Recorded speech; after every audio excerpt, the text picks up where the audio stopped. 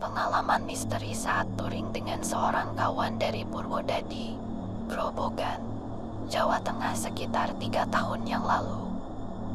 Selepas kami dari Ciamis, Jawa Barat, baliknya aku ikut mampir ke rumah kawan di Purwodadi untuk istirahat sehari sebelum balik ke Tuban, Jawa Timur. Keesokan harinya selepas asar dengan mengendarai motor masing-masing, dia mengantarku sampai Beledugku sekalian untuk menemaniku untuk mengambil gambar di objek wisata itu dan sekedar menikmati es kelapa muda yang memang banyak dijual di situ. Keasikan melihat objek wisata bumi yang sedang batuk itu hingga tidak terasa hari sudah menjelang maghrib.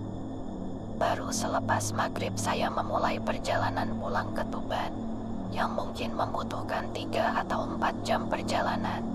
Maklum jalan alternatif Cepu Semarang ini rusak parah waktu itu. Sebenarnya saya sudah merasa ada yang lain saat akan memulai perjalanan pulang ini. Sejak saya meluncur dari Beledugku, saat motor yang saya kendarai memasuki kawasan Kecamatan Kradenan, Grobogan, tiba-tiba ban bocor. Untungnya masih ada satu tukang tambal dekat kantor kecamatan masih buka. Setelah itu ketika memasuki kecamatan Gabus tiba-tiba lampu depan mati. Terpaksa saya berhenti di Pasar Sulur Sari untuk memperbaikinya. Beberapa saat setelah lampu kembali normal saya lanjutkan perjalanan. Sekitar 1 jam saya baru masuk Randu Blatung, Blora, Jawa Tengah. Sekitar 1 jam kemudian melintasi area hutan jati barulah saya sampai ke wilayah Klopoduwur, Blora yang terkenal dengan wong samitnya itu. Kurang dari 3 menit kemudian saya sudah memasuki pusat Kabupaten Blora dan langsung mengambil jurusan Bojonegoro. Lepas dari Batalion 410 Blora sekitar 500 meter tiba-tiba tanpa sebab mesin motor mati. Sebelumnya ini belum pernah terjadi, di samping masih tergolong motor yang baru saat itu. Sebelum berangkat touring saya selalu mempersiapkan motor sesempurna mungkin. Sedikit jengkel, saya tepikan motor ke tepi jalan dan memang jalanan saat itu masih ramai dari arah Blora menuju Bojonegoro, Jawa Timur. Belum sempat menyandarkan standar saya dikejutkan oleh suara yang tiba-tiba oleh wanita tua. Dari mana datangnya saya tidak jelas. "Mas, boleh saya minta tolong?" kata wanita tua itu.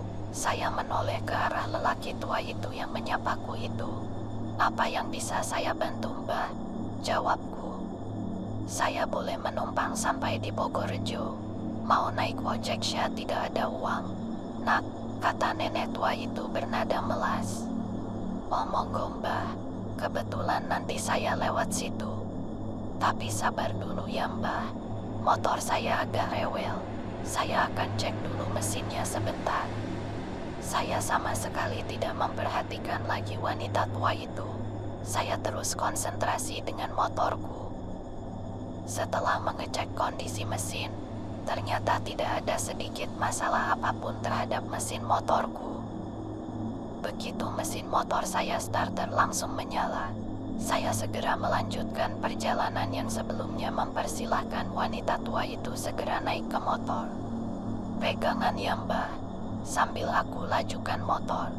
Namun kali ini saya hanya melajukan motor dengan kecepatan standar karena membonceng seorang wanita tua lagi. Waktu tertunda lagi 1 jam lagi untuk sampai ke rumah. Bau wangi dari wanita tua itu sebenarnya yang membuat risih. Sebab bau wanginya tidak seperti wewangian pada umumnya. Saya rasa wewangian itu aneh.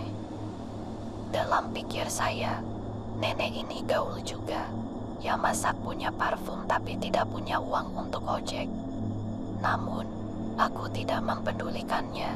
Saya anggap bau wangi seperti ini sama dengan wangian wanita yang ada di kampung saya juga. Umumnya pada helatan hajatan kebiasaan mereka memakai wangian. Namun ya itu tadi menyengat. Dalam perjalanan tidak banyak yang saya bicara dengan nenek itu. Sebatas mengingatkan untuk pegangan saja. Di samping itu saya harus berkonsentrasi mengemudikan motor. Ketika memasuki kecamatan Bogorejo, Lora saya mencoba bertanya pada wanita tua itu. Tetapi sama sekali tak ada jawaban dari wanita itu. Tidak dengan barangkali pikirku, karena waktu saya tanya sama dia kondisi motor sedang berjalan. Sampai di dekat pasar Bogorejo saya bertanya lagi pada wanita itu. Namun tetap tak ada jawaban. Saya tepikan motor di dekat simpang tak jauh dari pasar dengan tujuan hendak bertanya kembali pada wanita itu. Namun saat saya menoleh ke belakang saya sangat terkejut. Wanita yang saya bonceng raib entah kemana perginya. Sekedar informasi, jalan alternatif dari Blora menuju Kenduruan, Tuban, Jawa Timur ini adalah jalan sempit dan sebagian besar melewati areal hutan jati perhutani. Karena sudah merasa terlambat dan semakin beranjak malam, saya berusaha tidak peduli apa yang barusan terjadi sekalipun dalam hatiku penuh tanda tanya. Karena jalanan bergelombang saya tidak bisa memacu motor lumayan kencang meskipun jalanan lenggang. Lepas dari Bogorejo ini saya memperlambat motor karena di kejauhan tampak banyak lampu seperti ada orang tontonan orang sedang punya hajatan. Ternyata bukan setelah saya berhenti di situ. Keramaian itu seperti pasar malam tapi tidak ada komedi putar di situ. Seperti pasar malam pada umumnya, banyak sekali orang keluar masuk tempat tersebut. Selain menikmati makanan dan banyak juga mereka yang coba membeli pakaian. Karena semenjak tadi masih di atas motor segera saya tepikan dan bergegas memasuki pasar tersebut yang boleh dibilang ramai meski malam sudah mulai beranjak tua. Karena tujuan masuk ke pasar malam ini adalah untuk mengisi perut. Setelah mencari ke sana kemari, tak jauh dari tempatku berdiri ada satu warung bakso. Saya pikir bakso paling tepat karena panas dan lumayan mengurangi rasa dingin juga. Sambil menunggu bakso yang saya pesan disajikan, saya menyalakan sebatang rokok.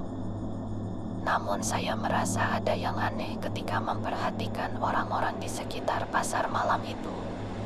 Dalam hatiku bergumam, aneh sekali pandangan mereka kosong semuanya. Banyak suara riuh rendah tetapi mulut mereka tidak ada yang berbicara. Lalu itu suara dari mana? Karena sudah merasa terlambat dan semakin beranjak malam, saya berusaha tidak peduli apa yang barusan terjadi sekalipun dalam hatiku penuh tanda tanya. Karena jalanan bergelombang saya tidak bisa memacu motor lumayan kencang meskipun jalanan lenggang. Lepas dari Bogorejo ini saya memperlambat motor karena di kejauhan tampak banyak lampu seperti ada orang tontonan orang sedang punya hajatan. Ternyata bukan setelah saya berhenti di situ. Keramaian itu seperti pasar malam tapi tidak ada komedi putar di situ. Seperti pasar malam pada umumnya, banyak sekali orang keluar masuk tempat tersebut. Selain menikmati makanan dan banyak juga mereka yang coba membeli pakaian. Karena semenjak tadi masih di atas motor segera saya tepikan dan bergegas memasuki pasar tersebut yang boleh dibilang ramai meski malam sudah mulai beranjak tua. Karena tujuan masuk ke pasar malam ini adalah untuk mengisi perut. Setelah mencari ke sana kemari, tak jauh dari tempatku berdiri ada satu warung bakso. Saya pikir bakso paling tepat karena panas dan lumayan mengurangi rasa dingin juga. Sambil menunggu bakso yang saya pesan disajikan, saya menyalakan sebatang rokok. Namun saya merasa ada yang aneh ketika memperhatikan orang-orang di sekitar pasar malam itu. Dalam hatiku bergumam, aneh sekali pandangan mereka kosong semuanya. Banyak suara riuh rendah tetapi mulut mereka tidak ada yang berbicara. Lalu itu suara dari mana? Biasanya orang di desa selalu bertegur sapa sekalipun mereka tidak saling kenal. Dan kali ini bulu kudukku mulai meremang. Namun saya berusaha tetap tenang, karena saya menganggap itu adalah angin yang berhembus perlahan. Sekalipun pasar malam tersebut hanya diterangi dengan cahaya lampu-lampu Petromax, namun suasananya terang dan ramai. Untuk menghilangkan rasa jenuh dan bosan, saya mengeluarkan handphone lalu mencoba SMS ke orang rumah sambil melihat jam yang sudah menunjukkan pukul 23.58 waktu Indonesia Barat. Saya tidak menyadari kalau saat itu sedang atau barangkali berada dalam dimensi lain. Kemudian saya masukkan lagi handphone dan melepaskan lagi pandangan ke arah balik saya duduk. Saya mendapati pasar malam yang mulai sepi. Bahkan hampir separuh wilayah pasar malam yang tadi saya lihat tinggal sebagian saja. Sama sekali masih belum menyadari apa yang saya alami. Saya menganggap kalau sebagian orang sudah membereskan dagangannya karena sudah larut malam. Saya masih tetap santai kembali. Saya melihat ke arah warung tempatku memesan bakso. Penjual bakso itu tampak sibuk karena melayani orang yang lebih dulu dariku. Lalu saya melepaskan pandanganku ke arah samping. Ternyata sudah gelap, tinggal beberapa penjual saja. Kembali saya dibuat heran. Waktunya begitu cepat. Seharusnya orang beres-beres makanan waktu minimal setengah jam. Akan tetapi ini hanya terjadi beberapa detik saja. Sungguh-sungguh aneh. Lalu saya lihat ke arah warung bakso tempat saya pesan tadi. Ternyata masih juga sibuk dengan pembeli yang lain. Ketika saya menoleh kembali ke samping kanan, ternyata sudah gelap. Dan begitu kembali menoleh ke arah penjual bakso yang ada di depanku, ternyata sudah gelap. Seketika saya terperanjat kaget. Sementara sinar bulan saja yang tampak tetap terang. Kemana penjual-penjual tadi? Gumamku. Dengan cahaya bulan perlahan-lahan saya memperhatikan sekeliling.